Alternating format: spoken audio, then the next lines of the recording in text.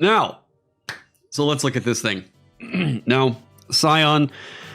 Okay, Unearthed Arcana series. Yes. Subclasses. The first new class since the Artificer. The Psion weaves magic through the power of their mind. 4 subclasses provide unique identities for a Psion character: a Metamorph, Psi Warrior, or Warper, Psychonetic, and Telepath. They kind of went in hard on Psionics for this revision. Like, Soul Knife and Soul Knife Rogue is in the game, right? It's in 2024. Yeah, there's like a Soul Knife thing. So and then like Psi Warrior, Dark Sun coming back, confirmed. Or honestly, what I think they would probably do over that is it wouldn't surprise me if they just introduced like a new setting that featured Psionics more heavily. Yeah, because I think they're just like terrified to handle anything with Dark Sun. Oh, they're never going to do Dark Sun. I'm joking on that. There's several settings. Dark Sun and Al-Qadim are both settings they're never, ever, ever going to touch again. Mm. Yeah, I think they even said as much. Okay, invite you to try this material out and play. It just seemed like a... Okay, so they're just randomly featuring a quest from the Infinite Staircase. Okay, interesting. Power level, the character options you would hear might be more... Yeah, same old feedback. Yes. Ooh, wild talents. That's a blast from the past. Wild talents? Yeah. Yeah. You don't understand. It's a collection of feats that provide characters with a way to tap into their psionic powers. Backgrounds representing their connection with wild talents may be included with these feats in a future book if they become official. But in the meantime, a character who takes a noble or sage background can choose a wild talent feat in place of the background's origin feat, and any character can choose one of these feats when their class normally allows a feat choice. Okay, cool. So, let's see here. Scions. I mean, we know what a Psion is. You're playing Yoda. You're playing... Professor X 11, that kind of a thing. So the primary ability is going to be intelligence, a D6 class. Okay, so we have a backliner already. Good. I'm glad, because it was always weird to me that some of the Psions got like, here's a D8 hit die and they get medium armor and shields, and I'm like, this is not what I imagine as a psychic. Like it feels like that wants to be a Jedi immediately out the bat. Yeah. Can someone explain why they won't touch Dark Sun? Slavery and a whole bunch of other themes that I don't think Wizards of the Coast is of the... I don't think they're willing to take a risk like that. It's not only a risk, but you need to plan to handle it carefully. And since Wizards is very much in the throw it at the wall and see what sticks mode these days. Yeah, I think if it was... If 5e were, if 5e were not as successful as it is, and it didn't have a more family-friendly sort of lean, you might say that they'd probably go in and try Dark Sun at some point. I, however, think that Hasbro was trying to keep them with that 12+ rating as much as they can. And Dark Sun, I think, just features themes that, number one, if the designers are going to say we don't feel comfortable tackling that, I think that's all they need to say.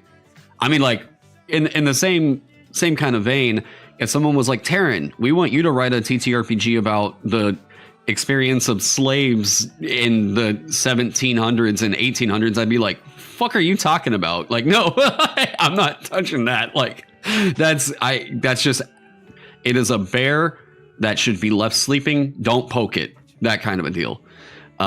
That's not to say any kind of an erasure thing, anything like that. It's just, I don't think a white dude is really the person that should be writing that stuff. Yeah. Now, that all being said, with Dark Sun, it's just a heavier feature of that theme. And I think it's a bit more grim, not grim dark. I wouldn't call it grim dark. I would just call it like, Ken, like a bit more, edgy, I guess edgy. It's edgy, and like according to the art and everything they're trying to do with it, it was very much like a darker. They were kind of going for a Conan vibe, actually, originally. Yeah, just darker, kind of pulpy, brutal. I guess you could say that. But like the other thing is, I think Mark Borg's kind of eating the territory right now and doing it better. I think Mark Borg, if you wanted to play in that kind of a setting, like the Dying Lands, Merkborg is built around that. it's not like problematic. It's just very stereotypically edgy, metal, brutal, edgy bro kind of deal. Well, and with this kind of soft core kind of way that they're going with D&D, I don't think that they're going to want to handle anything quite like that either. I don't think that the designers are really strong in the realm of, let me give you an action scene. You know, like I haven't really felt a whole lot of like action adventure out of D&D in quite some time. I don't know, that could change, but it seems like they're trying to go for more of the, you know, narrative heavy theater kid kind of game. You know, and not dogging on theater kids. It's just narrative heavy. It plays different than an action game. So all that being said, saving throw proficiencies, intelligence and wisdom. Skill proficiencies, choose 2 from Arcana, Insight, Intimidation, Investigation, Medicine, Perception, and Persuasion. They get simple weapon proficiency, no armor training, spear, 2 daggers, light crossbow, 20. Okay, so that's starting loadout. There we go. I would like to mention that it's mentioning the complete Psionics handbook as the initial Psion assistant. I'm like, I'm physically holding that in my hand right now. And I hope it's better than this. It was so bad. Yeah, I guess before we look any further, I'll kind of give my thoughts real quick, and I mean, Ken, step in as well. My thing with a Psion has been, it wants to be a spellcaster. Like they really want it to be a spellcaster. Hey, what up, Crow? They really want it to be a spellcaster, but I think narratively people feel it's a bit odd that people don't typically associate psychic power with magic all the time. It feels like magic is kind of its own other realm, and psionics are sort of this like, I am tapping into the power of the universe and my mind. And it kind of feels like the two have been distinct. I don't know that I would call something like the Force magic, even though it could like replicate some of the thoughts of magic and whatnot. But I mean, Ked, you've been around in the TTRPG scene way longer than I have. So like, what are your thoughts there? I'm always torn on this because I've seen this on both sides on how they've handled it, both in like D&D, Pathfinder, you name it. And on one hand, as a consumer, as a creator, as a player, you want it to feel different. You want it to be its own thing. But also from a game design standpoint, using an existing subsystem rather than constantly putting in new subsystems over and over does help keep the game streamlined. Yeah. So it is a trap if you start putting in new subsystems all the time for each new thing just because you want it to feel flavored differently. Right. Like whenever I saw what MCDM was doing with the what they call it, the talent, that was, I think, going in the extreme direction of more complexity, where they like introduced a brand new condition or like a tracker bar that you had to like use on top of everything else, and it just felt like there was another layer of complexity on top of an already complicated just I mean, a character sheet in 5e is a lot. It's so far for D&D 2024, I've played 2 different characters. I've made about 3 characters to kind of get a feel for what it's like to make a character in the system. However, I will say the experience of making a 20th level barbarian was significantly easier than making a 13th level druid. I made a 13th level druid for a thing with Dottie over at Mystic Arts, and then a 20th level barbarian for that 100 Acre Wood one-shot thing. And I will say that like martials are easier in general to make than spellcasters. That's always kind of been a truism. However, I just keep forgetting the weapon mastery thing. That just constantly slips my mind. I think for crunchier oriented players, they're going to love it because they're going to feel like, oh yes, this is more bonuses on top of everything else. I'm very smart for making my character this way. Whereas for me, I feel like I see my character sheet and I'm like, I am staring into an abyss right now. And that's why I kind of lean more in towards OSR style stuff. But I mean, I feel like 2025 sort of exacerbated that issue and made a more complicated game. But that's just my taste. Everyone's got their own preferences. It's hard. It's a hard tightrope to walk, especially for D&D, even more than other systems, because D&D has the history to it that there are different forms of subsystems for martials and magic and everything.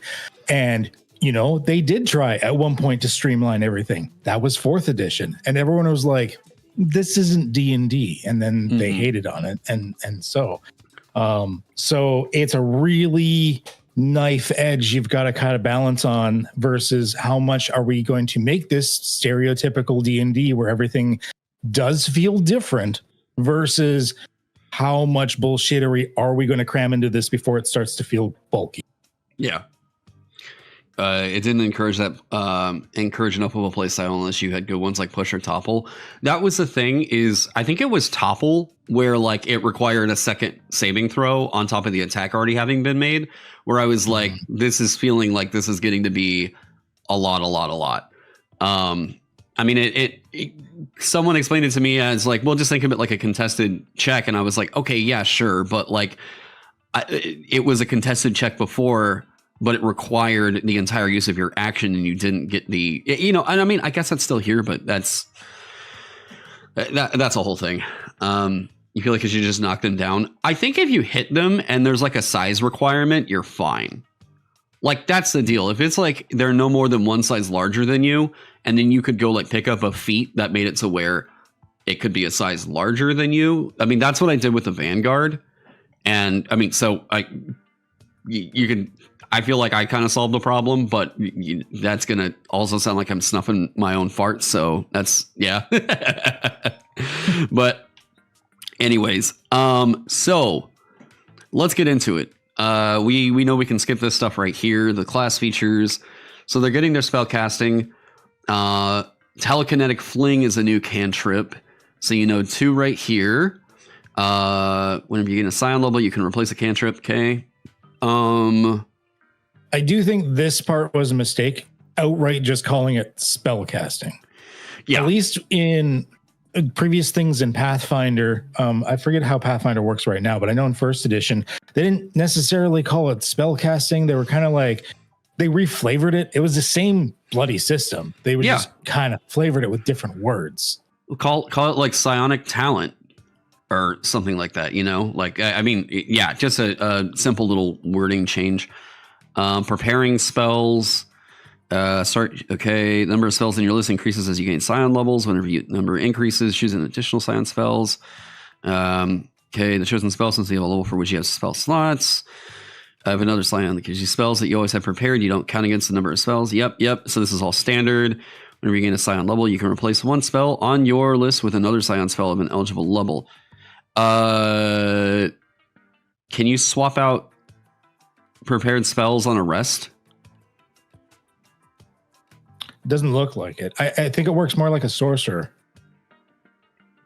Wait, I thought everybody was switching over to rest-based preparation. Is that not the case? Is it? I'm not as familiar with 2024. I reread through I don't know. Super Stream and I haven't really played it. Can somebody in chat tell me real quick? Because if this isn't true, this changes a lot of my thoughts about spellcasters. Are there any classes that can change their prepared spells on a rest? Long rest or short rest? Because if they can't anymore, cleric, it feels like cleric took a hit. Some classes can swap one spell on a long rest. Okay. Oh, okay. So this is only on a level up, though, that you can change a prepared spell. Wow, that's... Wizards and clerics are the same. Okay.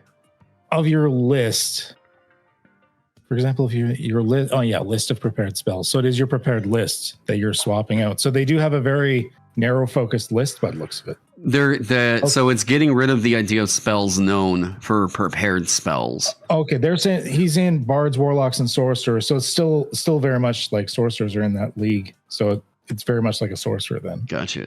Rangers can switch one on a long rest. Thank Christ they made Ranger a prep caster like that.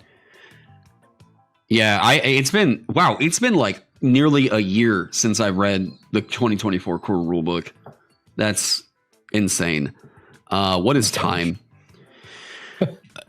Psionic power. What they should have probably named their spellcasting feature, but here we go. Oh wait. Psionic spellcasting. I was wondering about this. When you cast a Psion spell that doesn't require a verbal or material component, even if the spell includes verbal or material in its components entry, except material components that are consumed by the spell. Wait, what? When you cast a Psion spell, is there a typo? Or am I just dumb? Incomplete. I think that's an incomplete sentence. When you cast a Psion spell that doesn't require a verbal or material component, even if the spell includes verbal or material in its components entry, except material components that are consumed by the spell or have a cost specified by the spell. It doesn't. Wait, it's anywhere. Not. That's not complete, right? No, there's no resolution to that thought. Okay. Well, the wording is jank. Okay. So I'm going to assume that they're probably trying to get Jeremy Crawford a call real quick to like get him back on to help out here. But so what I'm going to assume is this is going to function the way that a lot of people have wanted like psionic spells to work, where you can ignore verbal or I thought it was supposed to be verbal or an if in there. I think you put an if in there where it didn't have one. When you cast a Psion spell, that spell doesn't require a verbal or material that spell. Oh, okay. When you cast a Psion spell, that spell does. Oh, whoa. Okay, hold up. It might not be a typo. I'm reading the emphasis on that spell wrong. When you cast a Psion spell, that spell doesn't require a verbal or material component, even if the spell includes verbal or material in its components entry, except material components that are consumed by the spell or that have a cost specified in the spell. It wasn't WotC. It was me just being dumb on reading that. So well, no, it is very badly worded. It is. Like an editor needs to. I don't like how it's written for what we just saw right there. But that all being said, it does make sense. I had to go reread through that. So my bad on that. Okay, so this is kind of what we'd always sort of thought like psionics were, except it's odd to me that somatic was chosen over material. Or sorry, that material was chosen instead of somatic. I felt like somatic was kind of the thing where it was like, no, I can literally just look at you and do it. Like that felt more psychic to me than I don't need my spoons anymore, like, yeah. Psionic power. Oh, okay. Generally with the spellcasting, I was expecting this to be here. Glad to see that psionic spellcasting is here. It would make a lot of sense to me that like the prepared spells are more so like you have to keep growing and learning and training for new powers. That's a very classic psychic fantasy is like Luke had to find Yoda to learn how to lift the fucking ship out of the Dagobah, they wanted it to be counterspellable. Maybe that's like, we could fish for intent, but I try not to because it just feels like it doesn't really go anywhere. That is weird. Psychics and pop culture can just kind of do it. Well, it seems like every single time a psychic comes up, though, part of their narrative is always like, number one, when did they snap? Like, when did the psychic suddenly realize they had powers and then it was like they're out of control? That's the thing with like Carrie, with Akira, Phoenix in X-Men, or Jean Grey, however. Like, spoilers for a fucking 40-year-old series. It always feels like that moment of like realizing, oh shit, this person's insanely powerful. That's always like a really classic, like psychic, power fantasy. So, but the idea of like, okay, that happened, and now we have to like hone that in. Yeah, you like the whole narrative of psychics and control. It's like something I played a psyker in 40K. You want to know? Okay, I'm so glad about this. I'm actually really glad. I'm looking at this, guys. You want to know the best fucking video game you can play if you want to feel like an actual psychic? Hang on, I'm gonna see if I can pull the video up before chat can say it. There's a video game that I promise you makes you feel like an actual fucking like Jedi. It is so goddamn good. Chat, anybody got a guess? Not second. No, not Psychonauts. Not at all. Oh, chat, you're feeling me. I'll give you. Oh, there we go, motherfucker. Here we go. If you haven't played this game, it's dirt cheap. Like dirt cheap on Steam all the time. This is gonna be weirder than usual. This game is so fucking good.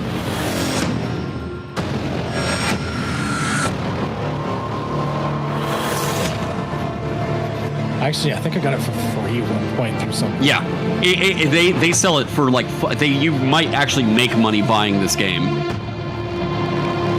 God, it's so fucking good. Oh yeah, for some reason it's never talked about enough, despite being, I think, one of like the greatest games ever. Oh yeah, like, it's so good. I think it's because the ending got kind of. I don't want to spoil it. The ending is not the best part of this game. The best part of this game is the fucking game. Okay. I can't. If you guys haven't played it, I don't want to ruin something for you. But there is a moment here. Here's what I'm going to do. If you haven't played Control, you need to go get it right now. But if you haven't played Control, check out here for about 2 minutes. Okay? Because I want to talk about my favorite moment I've ever experienced in a video game, and it was all because of oh my god. Yeah, so Control. This is your last warning. All right.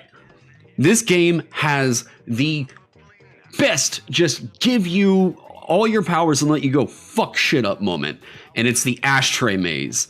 This, oh my god, I lost my shit playing that. Yeah, spoilers are right now, okay? I'm going to show somebody playing this. This is a perfect marriage of music, gameplay, and just goddamn cinema.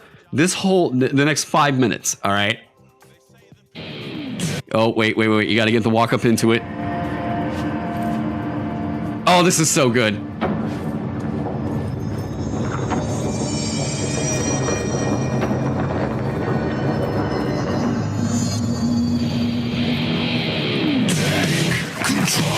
That soundtrack. Take control. Take control. And the music reacts to what you do. Yeah. The sound design on this is fucking incredible.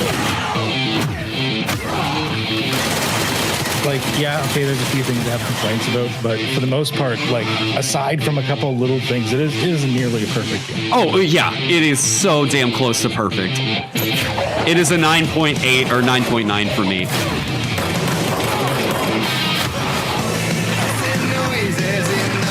So, you'll notice the music changes according to how you progress and what you're doing and what powers you're using. It's fucking crazy.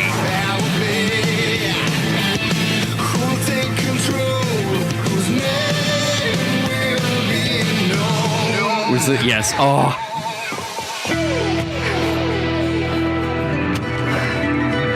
This next room is so cool. Oh.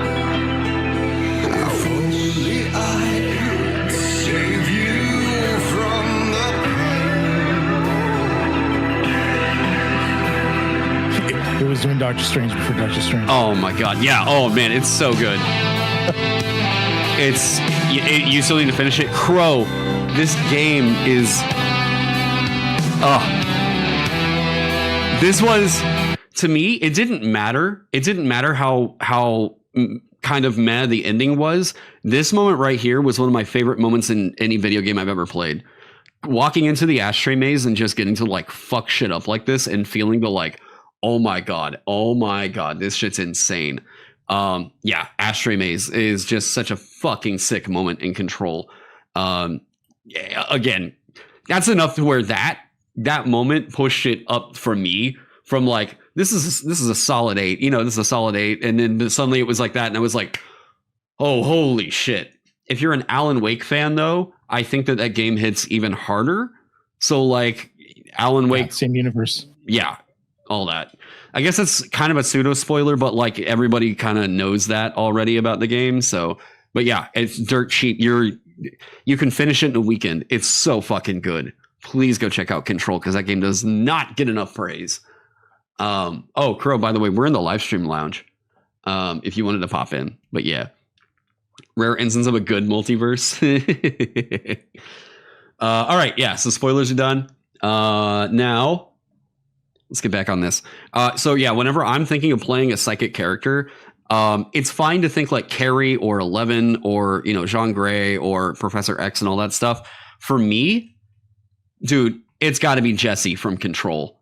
Like Jesse is like the best I've ever felt playing a psychic character or watching a psychic character in fucking anything.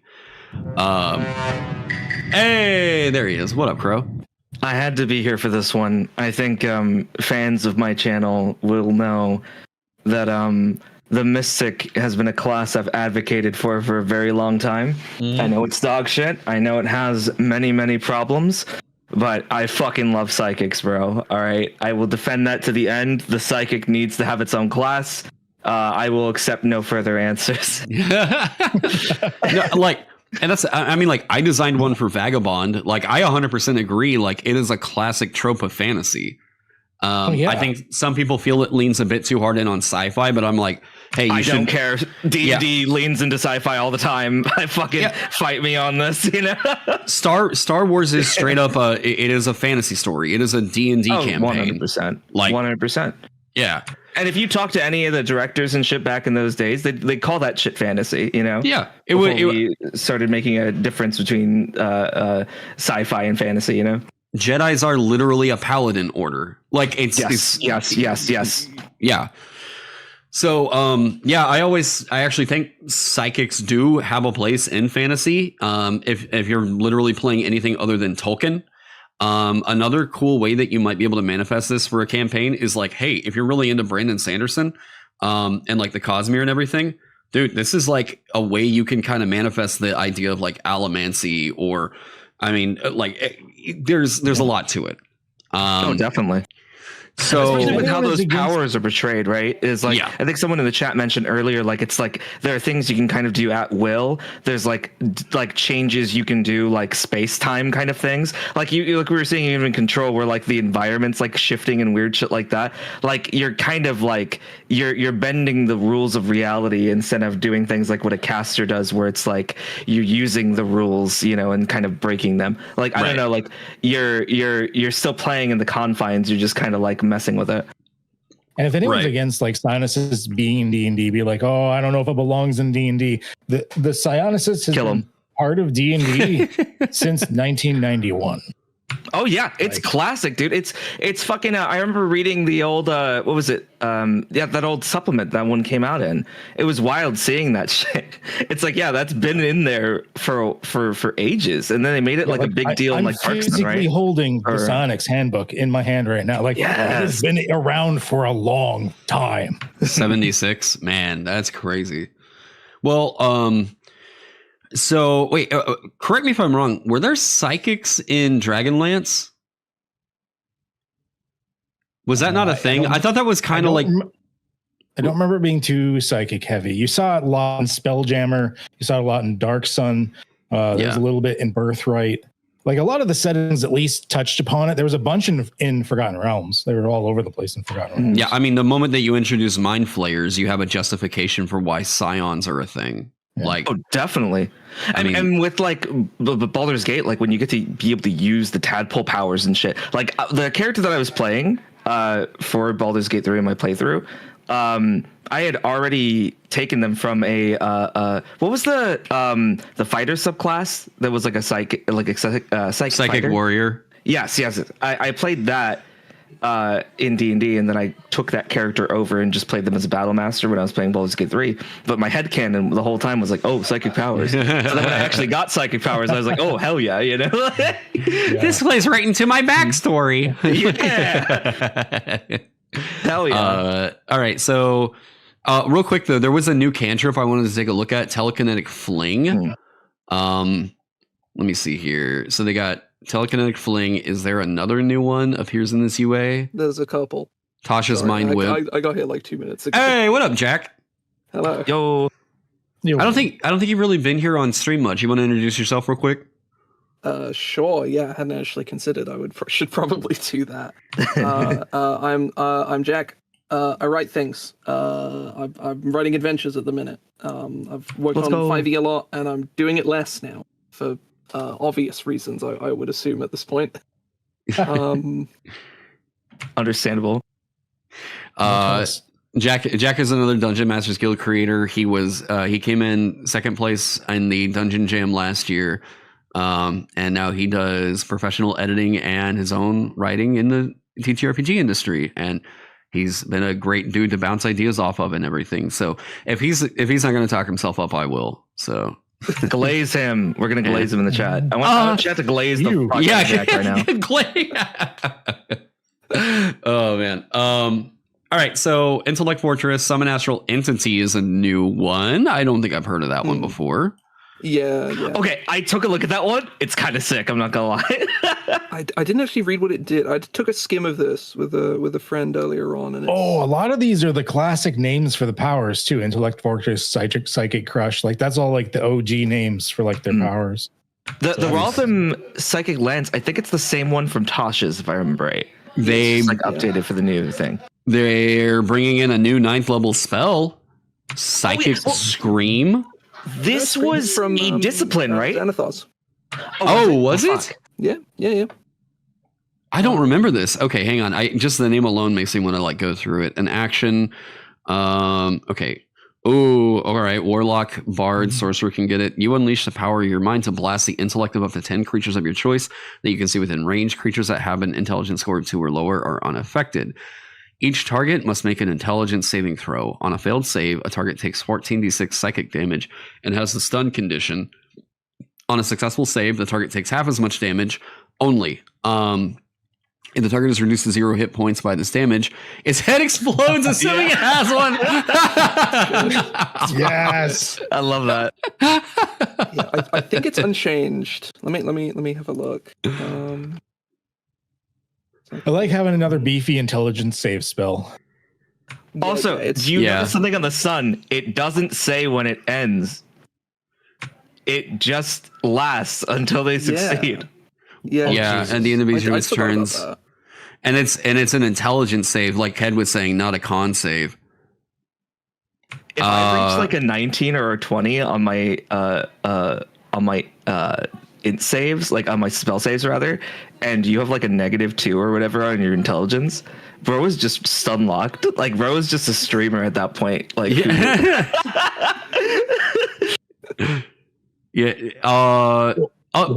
wait, feeble mind them, and then that's just not. Oh shit! It's up to 10 creatures. I didn't even, and it's not guy, and it's not a fucking specific area. It's just if they're in the range, you can. Okay, so it's like an aura, basically. Dude, that's kind of fucking sick nasty. Psychic Scream is cool. The only changes they took it away from Wizard, which fuck Wizard, I guess. I don't know, like Wizard can go. Fuck Wizard. Yeah, we're fine with that. Had it too good for too long. Yeah.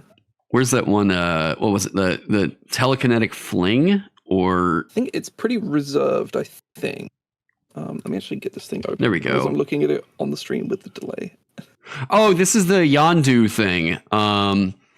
You brandish the ammunition used to cast this spell. Yeah, an arrow, bolt, bullet, or needle worth at least 1 copper point. Using the psychic energy, make a ranged spell attack against the creature on a hit. It takes 1d10 force damage, and the ammunition is destroyed. Yeah, so you don't have like control over an arrow that you're sending around, but it's enough for a shot. So it's 1d10 force damage. They're giving you an Eldritch Blast, but it's not because you can't separate the bolts. So no, it's more a firebolt, but it costs you ammo because it just damage bumps rather than getting more bolts.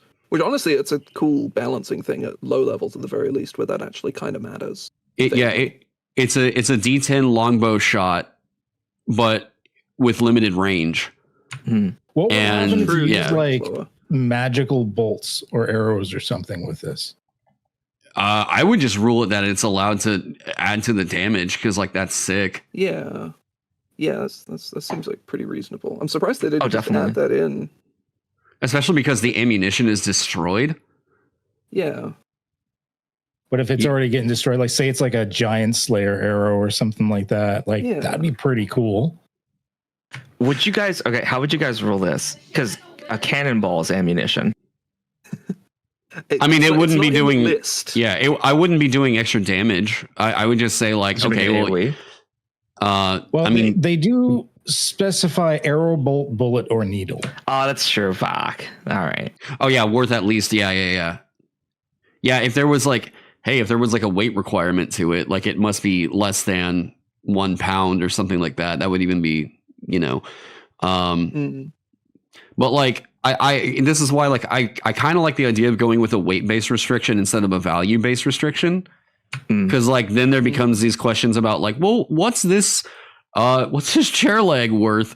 That's basically an arrow, right? Like, but do all sorts of shenanigans, like beads of force and stuff, being like surprise. Yeah, I could see where that could be a problem. All right, I understand. I totally get why they did. Although I do kind of wish they had left that up to where like a missile or like a dart or something that's like something that weighs less than 1 pound, and it does 1d10 force damage whenever you fling it at them. I think you could probably do something like that, but the fact that the ammunition is always destroyed is a bit rough. If you're using this with magic arrows, it's like, man, that I already don't like tracking arrows, and that would be a bit of a. But I mean, all that being said, I do think it's at least interesting how they've kind of counterbalanced it with like, it's not as far as Eldritch Blast. It's going to require the ammunition. And it's not as good, or it's not as far as like a longbow shot. So it's not objectively better all the time than other options. Yeah. It's also just exclusive to Psion anyway, so it's not too bad. Yeah. Well, I guess Psion and Bard can go and pick it up. Well, no, they can't. I forgot about that. Yeah. No, that stuff is specific now. Okay, no, I like that. I like it. Cool. Yeah. I skimmed over it earlier. I didn't notice that you actually threw the ammunition. I was like, oh, it's just generic pinger cantrip, but no, it's got a little extra something to it. I like it. Isn't Intellect Fortress basically the same?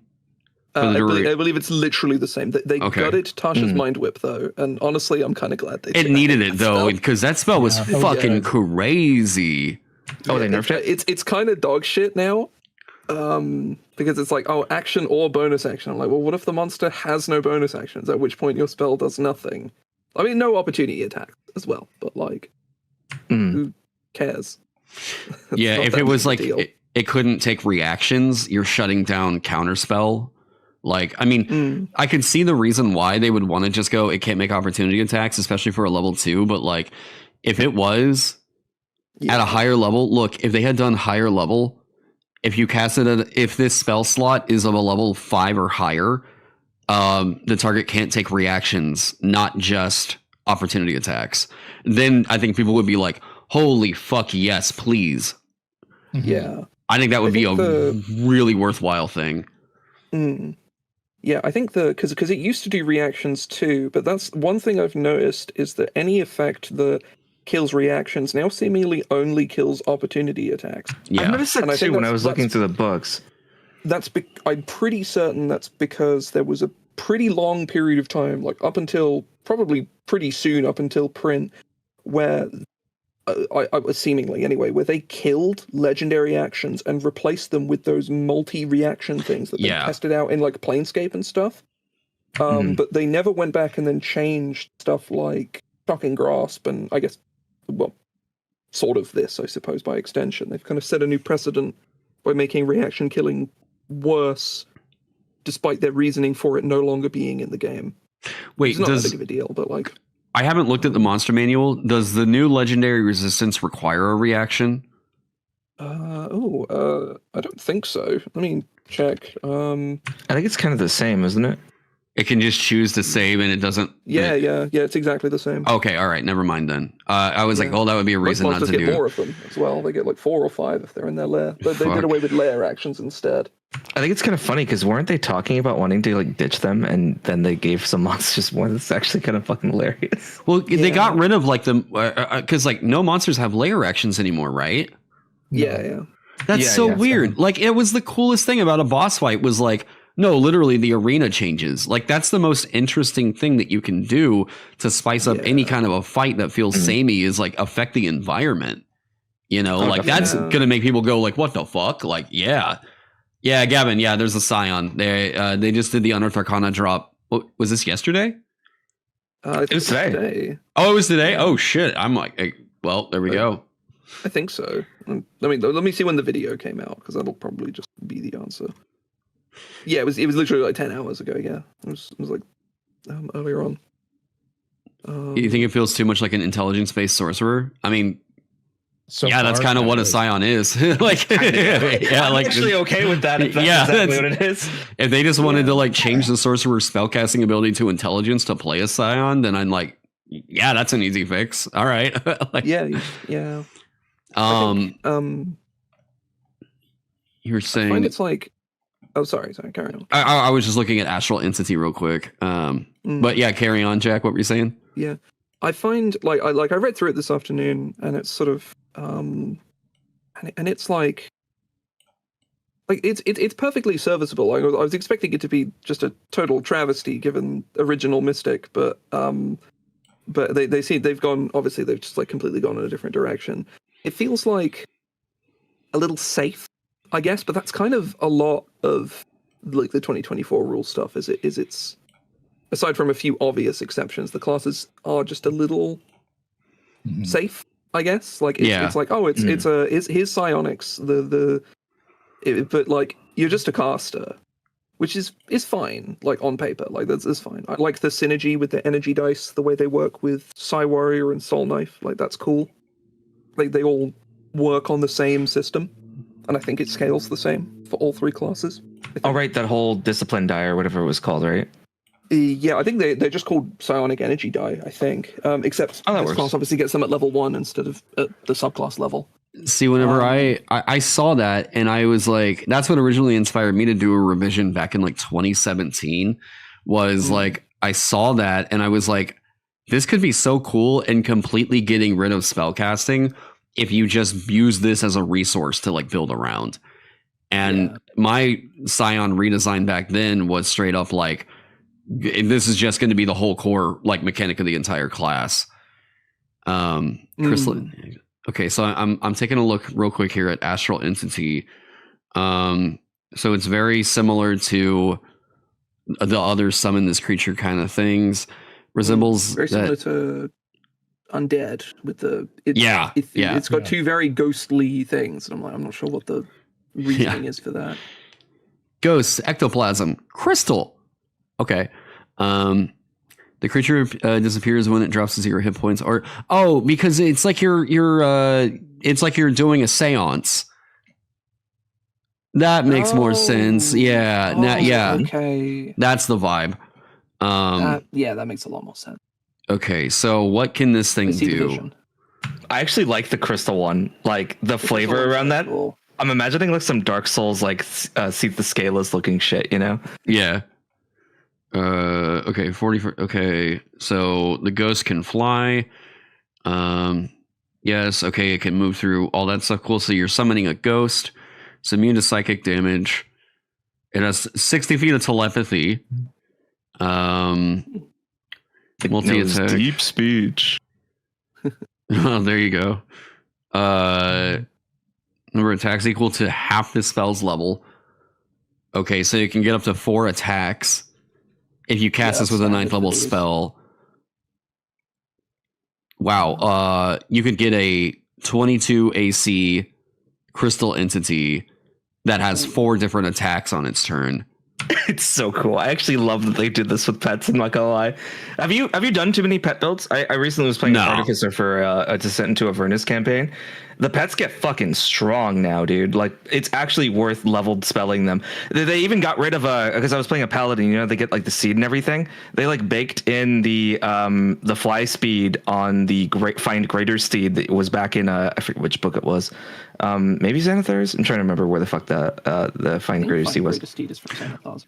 Probably right. Yeah, but they baked all that stuff now into it. Like they got rid of like how Might of the Master worked, and they just like put all of that stuff into the stat blocks, which I honestly really appreciated. It makes the pets a lot stronger. I just noticed this real quick. First I'm seeing of this, but I don't know. Have they been doing this in the monster manual? This says on a hit or a hit or miss. I think there is 1 or 2 monsters in the monster manual, the original one, that have it. They like toy with it a little bit, and then they just never touched it for like the entirety of original 5e's lifespan. It's like this miss effects and stuff. Did 2025 do it? As I don't know for sure, but from what I understand, they're doing it more. I mean, I like the idea. Yeah, like, it's cool. Enemies need to punch a little bit harder like that. I mean, even if it's just like, like a 0.5%. I've used a couple of 2025 monsters in games, and it's like, I think I looked at the Balgura, and I was like, they're a lot stronger. The 2025 guy, and he's like, the big old ape is like 3 times stronger than he used to be. Like, I've used so many Balguras over the years, and I'm like, if I throw this thing at my players, it might actually kill one of them. And it got pretty close to. Oh my god, the crystal entity though. This reaction. Yeah. It's hit by a melee attack roll. Response. It halves the damage round down from that attack and can then teleport to an unoccupied space it can see within 30 feet of itself. That's so sick. I love how that would look. Cool. Well, and you can. This is also encouraging it to hit itself. So it or somebody else hits it, But if it hits itself, it can Misty Step. Slap it on the ass. Get in there, champ. Yeah, just tell it to like. Just the encouragement. Yeah, that's literally. Yeah, it's literally like, hey, go get him, Tiger. Like.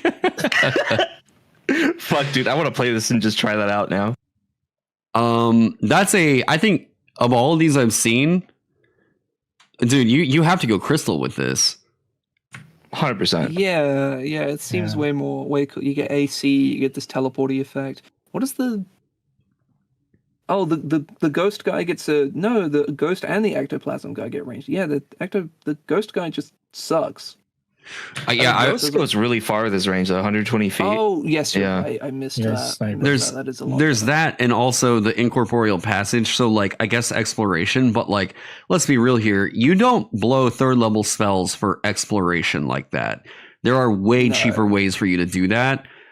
This crystal guy, though, dude, he's worth a 3rd level spell any goddamn day. Yeah, he's pretty sweet. Also, from what you were saying, I'd gladly dump a 9th level to summon one, honestly. Yeah, I probably would. That is a pretty damn good. Just to cap out the attacks. But yes. I mean, fair. AC 21 for each spell level above 3. Yeah, I mean, it's true. That is true. I would say it's worth it.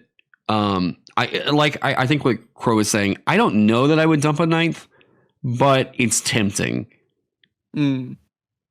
Because this guy's. I've seen people. Okay. Yeah. Plus, it's flat damage on there too. 1d10 plus 3 plus the spell's level piercing damage. Yeah. The summon spells are just fucking great. I've like they've always been cool, and the update has just made them so much better. I think the summon beast and summon construct are still shit though. Yeah. I think the summon construct doesn't do magic damage still, and like even though they've no, that's not really a thing anymore in the monster. No, yeah, it's it's not as prevalent, which is definitely for the best. Is Rolathim's Psychic Lance the same? Because this was in Fizzbands, or was this? Yeah, I believe it is the same. Because the incapacitate. Yeah, my brother recently casted this one. There is the one thing they changed is they made it 100% crystal clear that you can't target people at infinite range, which you couldn't do to begin with, but people thought that you could because of you name a person. You name it, yeah. And they were like, "Oh, I could snipe a guy. I can like it's like the fucking dream nuking thing, but except it's 4th level now instead. Is an action. It's like no, they do actually need to just be in the. Just means you don't get to see them. That is a very sick range condition. I love that idea. Very cool. It's very cool.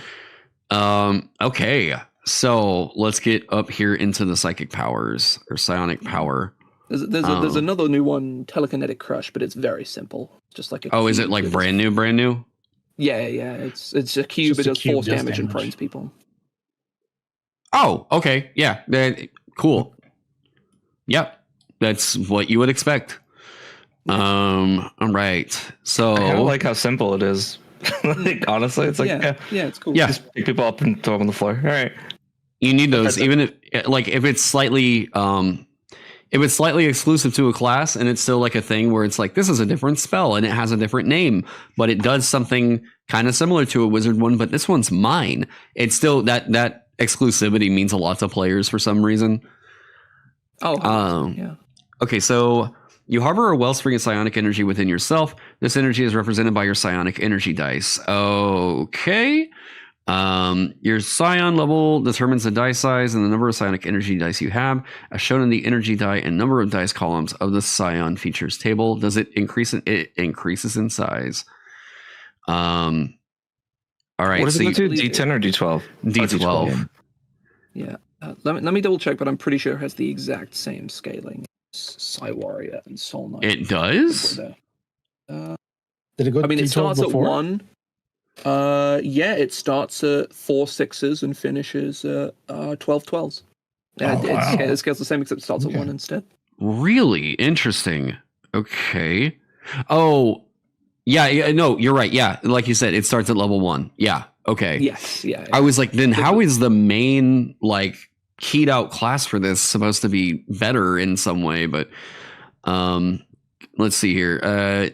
They're used to enhance or fuel certain psion features. You start with 2 such features: telekinetic propel and telepathic connection, each of which is detailed below. Some of your powers expend the psionic energy dice as specified in a power's description, and you can't use a power if it requires you to use a die when all your dice are expended. You regain 1 expended die when you finish a short rest, and you regain all of them when you finish a long rest. Some features that use psionic energy dice require you to make a saving throw. The save DC equals the spell save DC from this class's spellcasting feature. Real quick pause. Do the Psi Warrior and the Soul Knife get it back on a long rest only, or do they also get it back on a short rest?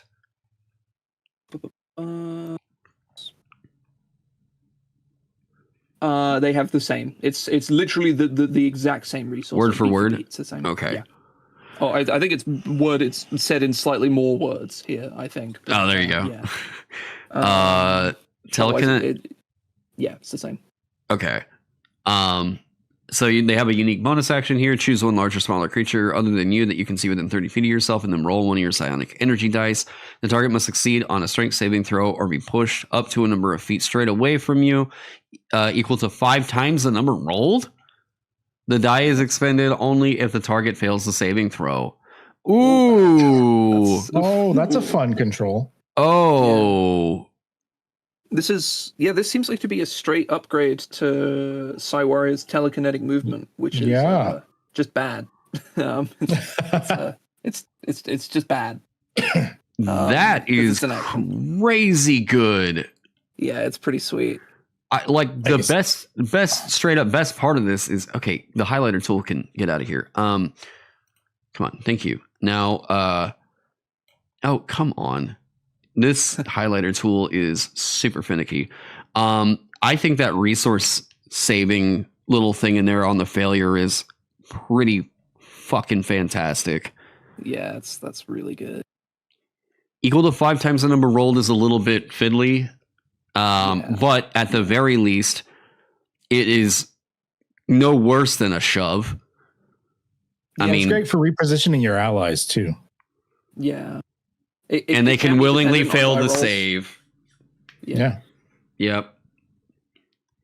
Or pulling them toward you as well. That's something you can't do with a shove. Yeah. Yeah, that's very good, actually. I think that makes you an incredible positioning tool. Telepathic connection. Telepathy with a range of 5 feet. As a bonus action, you can expend one psionic energy die and roll it. For a number of minutes equal to your psion level, the range of your telepathy increases by a number of feet equal to 10 times the number rolled. I don't think people are going to use this. I can see them. I'm gonna roleplay it at least. Yeah, I mean, it, but yeah, I don't think it's worth a die whenever. Not at level 1. No, it's like for 1 minute. I have a 35 foot on average. I feel like it should just be on, but with like increased range as you level up instead. Yeah, the psychic should just have a passive telepathy. Yeah, and then it just gets bigger whenever your die increases. But yeah, well, that's very fair. Yeah, you do have a range of 5 feet. Yeah, they just want 2 abilities for you to spend your dice on. It's just that the way you spend it on this is just not good. It's the fact that it's variable. It should just be like based on the maximum value of your die or something. Yeah, I don't like the roll. I really don't like the roll determining it. The roll on the pull is fine because it's really strong, so it being less reliable seems fair. But on this, it's just like it just makes it just a mediocre ability already a lot worse. Yeah, yeah. And then they're even with a limited range. They roll out with subtle telekinesis, which like this also could have been a power, but like I mean I guess they don't have a use for the psionic energy die for it, so that's probably why. But Mage Hand, it can become invisible. You can cast it without somatic components. Cool. Like, yeah, that's an easy telekinesis power mechanic right there. You learn 2 further psionic techniques that are fueled by your psionic energy dice. You gain 2 disciplines of your choice, such as expanded awareness and the id insinuation. Disciplines are described in the psionic discipline options section later in this class's description. You can use only 1 discipline each turn and only once per turn unless otherwise noted in one of those options. Oh, it's a stance switcher. Because I mean, it's not very specific like that, but like you can use one of these options and can't use a different one during the same turn. So once again with stance swapping, look at psionic modes because it's like a full-on stance swap. Yeah, it's like proper stance swap. Oh yeah, just straight up. Fucking Yu-Gi-Oh! Yeah. How many? Yeah. How many disciplines are there? Oh, okay. Biofeedback. Devilish tongue, destructive thoughts, ego whip, expanded awareness, id insinuation, inerrant. Oh, I thought it said inerrant arm for a second. I was like, wait, what? Inerrant aim, psionic backlash, psionic guard, swift precognition, tactical mind. Okay. There's 1 for each pair of schools. So biofeedback is necromancy and transmutation, and precognition, abjuration, and divination. Oh, yeah. And then there's some extra ones as well. There's 1 for the study action, 1 for the influence action, which is kind of fun. Oh, and the search action as well. That's like interesting. Okay.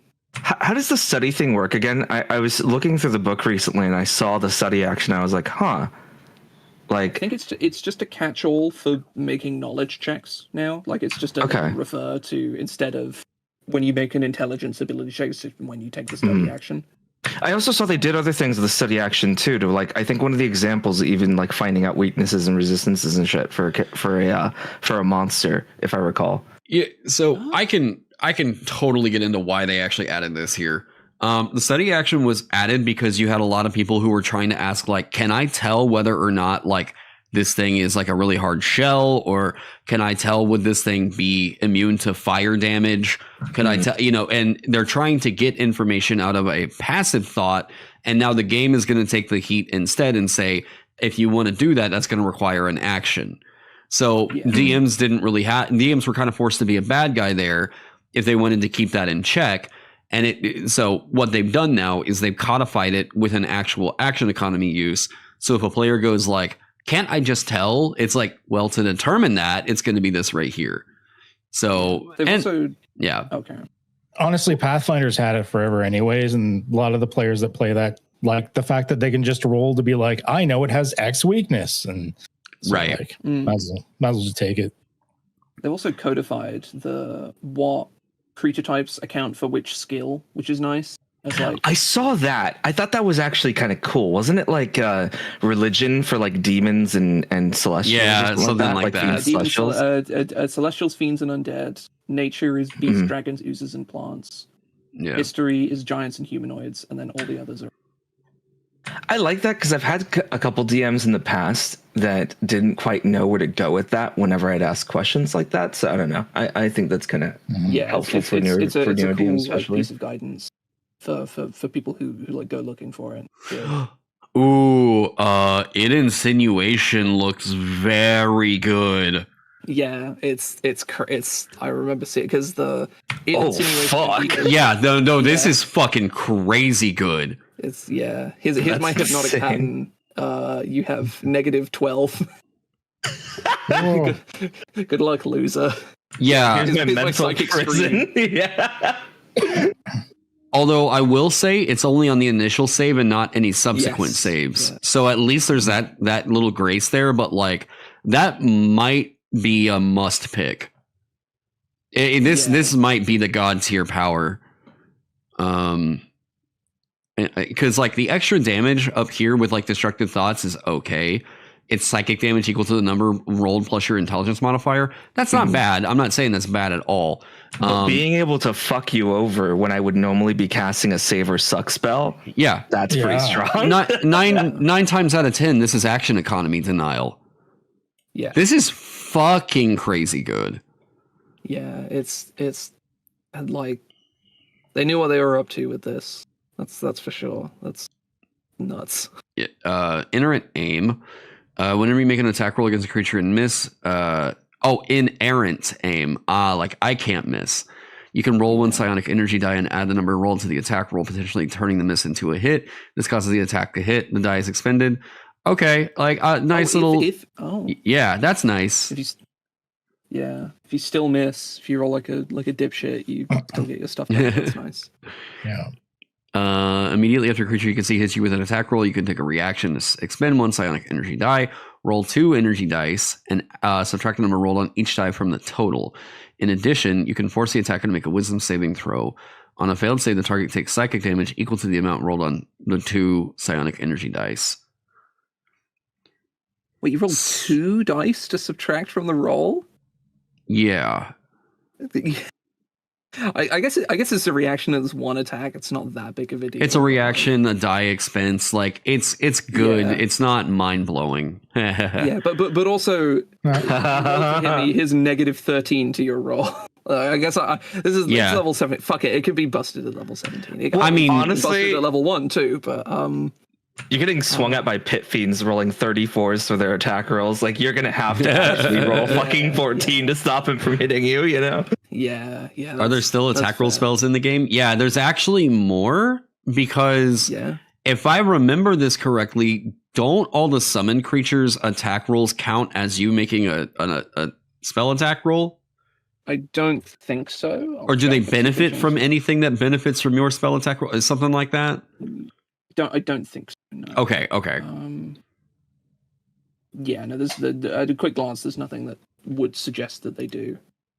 As far as I'm aware, the summon spells are like basically unchanged from Tasha's. They're like pretty much just straight out the best thing that came from Tasha's. The summon spells are awesome. They really streamlined them. Yeah. It's no different from a first level paladin smite rolling 2d8 damage. Yeah, I'm just kind of like I'm wondering if this is worth it compared to this up here. But I mean, I guess you don't have to really specifically pick, you know. At the start of your turn, you can expend one psionic energy die. Until the start of your next turn, you have immunity to the charmed and frightened conditions and advantage on intelligence saving throws. If you are charmed or frightened when you use this discipline, the condition ends on you. When you use psionic guards, you can also use a different psionic discipline this turn. Oh? Yeah, you get this. You pick this up. Yeah, that's cool. I will trade a psionic energy die for immunity to charmed and frightened conditions, yes. And a cleanse. It's not the cleanse is so fucking good. Like Monk has to wait till when to get this? Or is it Monk or what is it? Stillness? It's not like stillness of mind or something. No, you 100% right. I don't know if it's still in the game though. Yeah, it was like an action, and you just end these conditions. Barbarian, monk, and I'm not bard. sure what it used to be. Well, I think they just get it passively, like you're always immune to it now, right, Phil? Is it still an action? I mean, it's good. It's a good action. Oh, hang on. No, it's at the end of each of your turns. So but that's at the end. So you still, this is still stronger. Yeah. Yeah, this is way better. And then you can still do another discipline too. You're not limited. Yeah. Pretty strong. I guess it's very narrow. You got the opportunity cost of picking this over something else when you may only use it once or twice. But when you do use it, you're gonna be like, man, I'm glad I picked it. Swift precognition is not bad. When you cast a Psion spell from the Abjuration or Divination School with a casting time of an action, you can expend a number of Psionic energy dice to change the casting time of a bonus action for this casting. The number of dice equals 1 plus the spell's level. That's interesting. It's not bad. It's expensive. Yeah. Could you 9th level with this then? Yeah, because if you had here's 12 dice. Here's the thing you do. Here's the thing. Immediately, first spell on the spell list, you spend 1 dice to cast Blade Ward as a bonus action. Yeah. Blade Ward's concentration now. Never mind. That's actually just completely reasonable. Never mind. Is it Mage Armor an action? Yeah, that's good in a pinch. So you're absolutely right.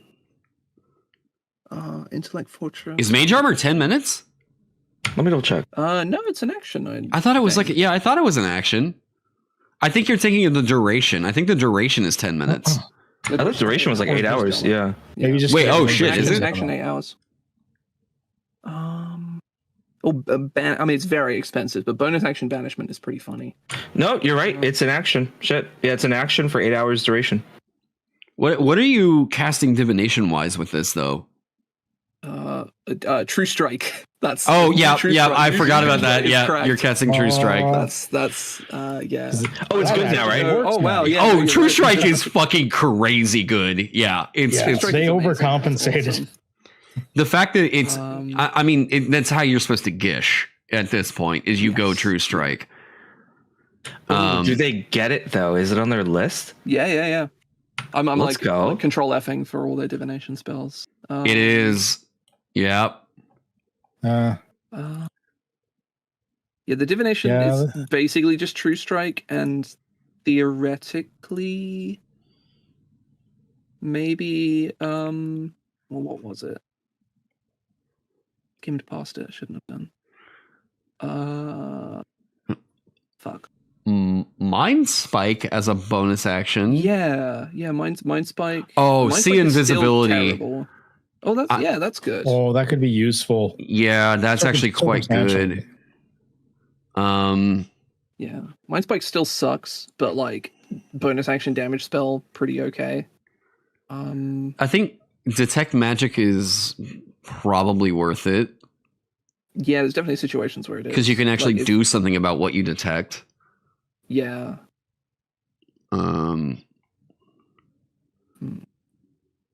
Tongues. Okay, Arcane Eye is not really worth the bonus action. Yeah, once you get past level 3, it's like, do you really want to be spending 6 of your X number of dice to do one thing? And the answer fuck. True Seeing is True Seeing in action? Yeah, yes, I think so. They get gayish.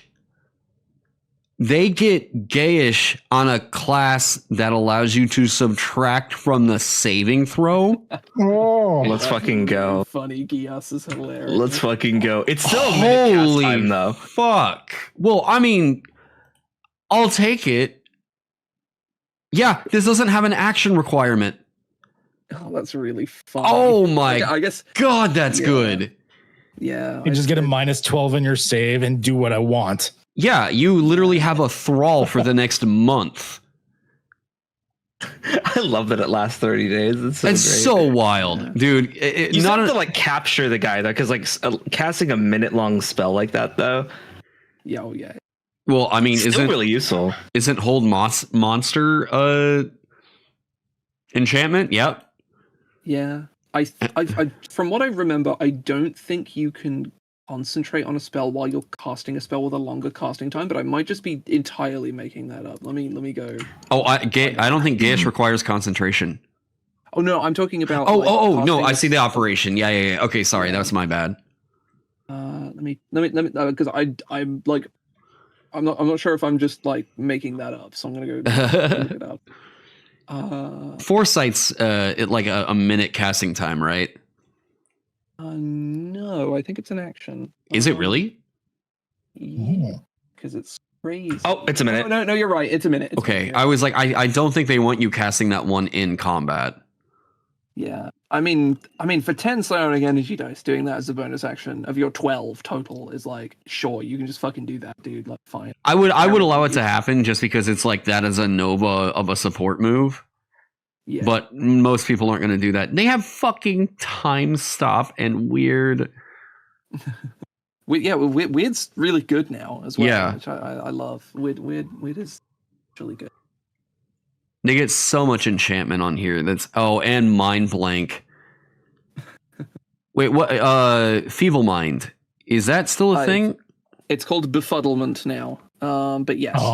Oh, they renamed it? What were they like? Yeah. Oh, feeble mind is ableist? Was that like the whole shtick behind it? I would assume so, yeah. I don't see any other reason for them to have changed it. Oh god. I remember right when the books came out, I was like, I need to look and see what new spells are actually in the books. I like Google to like say like what new spells are in the new monster manual. Like I got like some random like listicle site that was like, okay, these are probably, and the befuddlement was on there. I was like, oh, these people they don't know. They don't know. I mean, Mind Blank is another one that like people should really consider. I remember like Stephen Fiddler. Power Word Stuns on there. Power Word kills. That's too, right? Really fucking good. Yeah. Oh yeah. Well, Power Word Kill doesn't need a save though, right? It's just HP requirement. Yeah, it just happens. Yeah. Power Stun is crazy though. I mean, I say that literally any control enchantment spell cast with the insinuation is bonkers. It's so good. Yeah. Stephen Fiddler, whenever he wrote I think it was the Prism class. He was the guy that love Prism. He was the guy that really showed me how strong Mind Blank was. Here we go. This is a super underrated spell. You don't hear people talking about this at all. Until the spell ends, one willing creature you touch is immune to psychic damage, any effect that would sense its emotions or read its thoughts, divination spells, and the charm condition. The spell even foils wish spells and spells or effects of similar power to affect the target's mind or gain information about the target. This is a hard counter to the Vecna stat block. Like, this is pretty fucking crazy good. Is it still the same? Yeah. 24? Well, this is a legacy version. Is it exactly the same though? It's worded differently, but ostensibly, yeah. I see not even wish in between EM dashes. Nice. It's an action touch, 24 hours, no costly components whatsoever. It's abjuration. You could bonus action it. Well, it got buffed because it's not specific to divination spells. It's just read its thoughts or magically detect its location now. Oh, yes. Yeah, right. so it is a buff. And it's a very good spell. This is one of those ones that, like, you feel like if you're playing a political intrigue thing and you get involved with, like, anything psionic, like, fucking with your party, you do this. It's very... Mind Blank is very, very good. And now that you can do it as a bonus action if you do it right, that's pretty tasty. Yeah, you can do it as a bonus action. I mean, it's still worth an action. It's very good, but now you can just do it twice. If you wanted to blow if you wanted to blow a 9th level spell on it, you could do it again. But I'd say that's a really situational fight. 100%. But there's not a way for this buff to be removed. Like, this is a hard lock.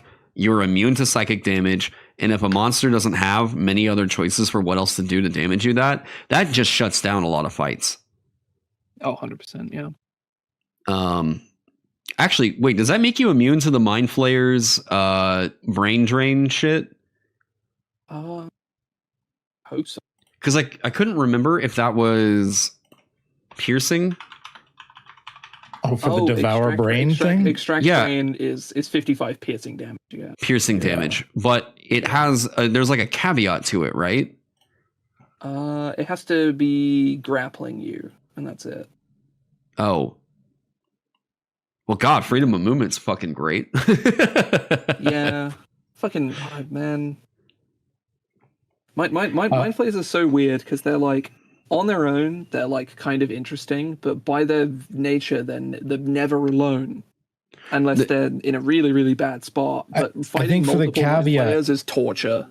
You might be thinking for the caveat one for a brain thing, you might be thinking of intellect devourers because you got to be so low before they can do their thing. Oh, okay. So psionic modes, here's the stance swap. You have honed your psionic powers to act as both a shield and a weapon in battle. As a bonus action, you can choose one of the following modes, granting you a certain benefit for 1 minute or until you use this feature again. Attack mode, damage from your weapon, attacks, psion spells, and psion features ignores resistance to psychic damage.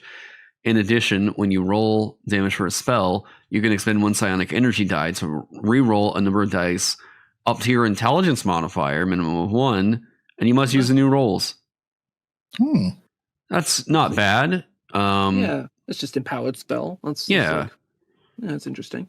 Okay, defense mode, you have resistance to psychic damage. In addition, when you fail an intelligence, wisdom, or charisma saving throw, you can take a reaction, expend 1 psionic energy die, roll that die and add it to the saving throw, potentially turning a failure into a success.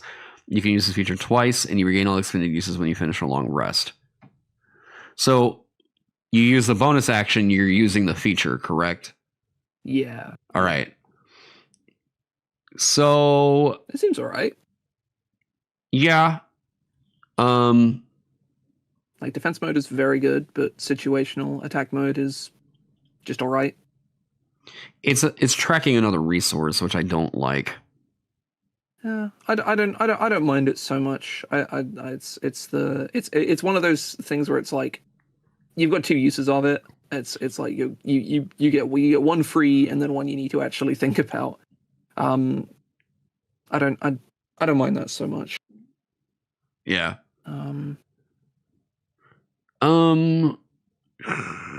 Dispel magic. No, yeah, Phil, you literally can't dispel the spell. Mind blank like can't be removed. It straight up foils it, like it is a hard set. This foils anything that tries to end it. It's insane. Psion subclass. Okay, you can go the metamorph, the psywarper, the psychokinetic, and the telepath. Ability score improvement. Huh? Can be. I think mind blank can be dispelled. I don't think there's anything that specifies it can't be. It can't be foiled by. Hang on. Something. Let me get the wording. No spell, straight up says, no spell, not even wish, can gather information on the target, observe it remotely, or control its mind. Okay, well. Yeah, if we're going off of like just what the spell says, it definitely can be dispelled, I think. That would be what you're casting what level of detect magic does that, or dispel magic does that require? That'd be 8th. I mean, you could cast it at any level. You still get a roll. Especially if you have a good intelligence or a high bonus. Obviously, it's a high roll, but like it's yeah, it's if you wanted to just like hard remove it, you need an 8th level one, which is, I mean, you can do, but like you would just roll and then an intelligence or make a spellcasting check at DC 18. But it's just with your ability, so it's like a pretty hard DC. It's like assuming you have +5, then you have 13 or. Yeah, I guess that's fair. Thank you. It's not like I played twice a week. All right. My bad, Phil. Okay. So I'm not a fan of the tracking on this particular thing, but yeah, we'll move on from there. 5th level psionic restoration. When you finish a short rest, you can regain expended psionic energy dice with no more than a number equal to half your number of dice. Once you use this feature, you can't do so again until you finish a long rest. Okay. Psionic surge. When you roll initiative, you can expend one of your hit point dice and regain one expended use of psionic modes. Oh, I missed that. Okay, that's okay. Huh. That could just be a core thing of it. What's that next part right there? In addition, after you roll one or more psionic energy dice, you can expend one of your hit point dice and treat any roll of a 1, 2, or 3 on those psionic energy dice as a 4. Okay. I kind of like hit point expenditures for what we were talking about control and like the whole fantasy of a psionic being able to kind of push themselves. So I don't know. I kind of like that, but I could kind of see where you're coming from about introducing it maybe a little earlier. But I see why they wanted to put both these things here at level 7. You should go check out my Vanguard. Now that we have Psionics, can we now get spell points? Listen, Watsy Fancy Magic sucks. You should go check out Vagabond. Perchance, maybe you could. Or, you know, the games that inspired it, like Errant or Mage the Ascension or Neoclassical really Geek Revival. Errant's very good. Stealing things from it is perfect for that. It is a great book. Did I tell you systems? Did I tell you, Crow? Ava Islam bought Vagabond. You did, yeah. I saw that email come through, and I was like, "Aw, thank you!" Like, that's so cool. Oh wow! And then they don't really have anything until their capstone. Jeez. Yeah, everybody gets the epic boon now thing, right? Yeah. Well, they get that at 19th. Once per turn, and then their 20th level. Once per turn, when you expend 1 psionic energy die and roll it for a psion feature or psionic discipline, you can expend 2 of your hit point dice to roll 2 additional psionic energy dice and add the numbers rolled to the total. Hey, buddy, you want to save against my hypnotic 10? You have negative. Oh wow, that's negative 36 to the roll. Yeah, get destroyed. You're level 20. Like, who even cares at that point? But that's really fun. Yeah. I'm okay with that because it's level 20. Like, you're not going to use it anyway, right? Yeah. You're not going to play in a campaign. Well, and it's requiring your hit dice. That's true. Yeah. So, like, it is limited, and it's naturally limited here, which I like. Yeah. I'm just seeing Enkindled Life Force and Id Insinuation almost directly next to each other in the layout. Yeah. I think this could Psychic use Scream at negative 36. this needs polishing, but what I will say is I am not nearly as worried about this as I was based off of the internet rumors. It's this kind of people cool. knew this was coming. This was shadow drop for me. I've not been following D&D It's news like not that. shaking things up by any means. It is fairly No, safe, no. but I mean, it's solid so far. Like, it's not. It's not has unbalanced cool, by any means. Yeah. I hate it. Cool bones. I would be absolutely fine if somebody wanted to try this out. I think that it's going to require that kind of like managing of a couple different resources, but like honestly, it's not that bad of a juggle.